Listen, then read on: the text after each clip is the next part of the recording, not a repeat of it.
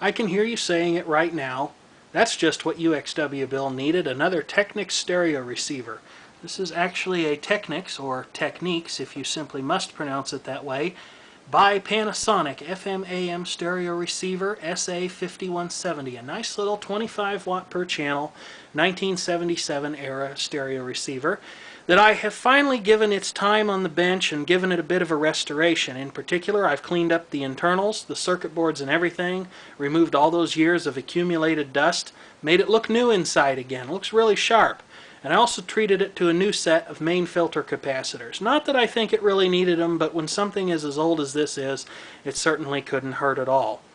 So anyway, this thing was working well as found, but it was definitely filthy and it had some dings and boo-boos. In fact, you can see one right back here in the outer veneer casing.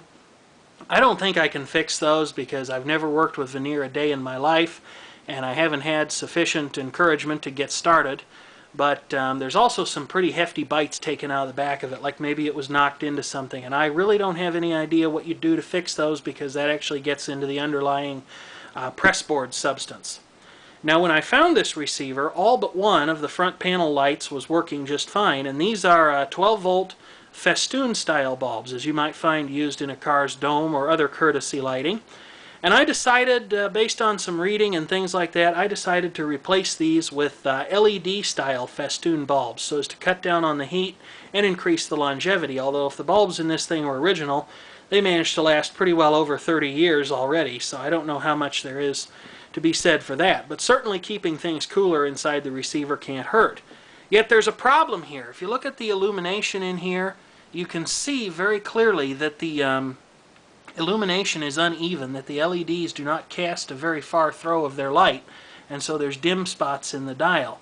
And I don't know what can be done about this, but that's the point of this video. I'd like to ask anyone who's done a similar retrofit to an old stereo receiver, what if anything they did about the uneven light spots, if they added more lights or if you built some kind of a diffuser or something along those lines.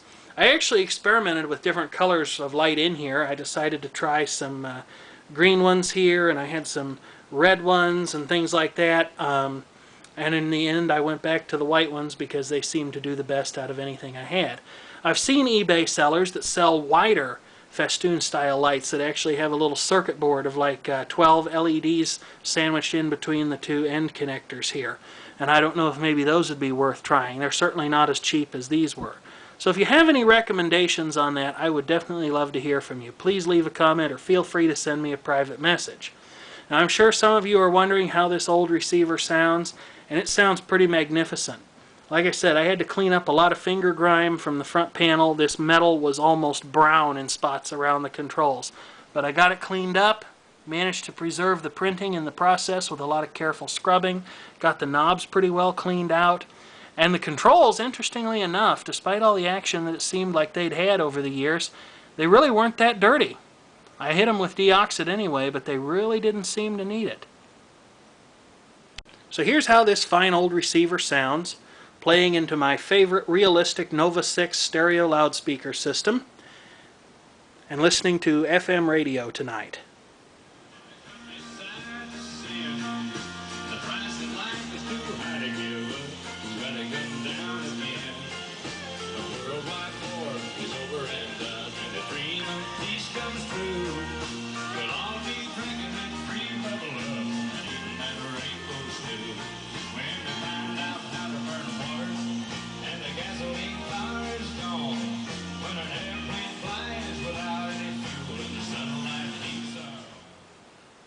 So there you have it. Thank you for watching.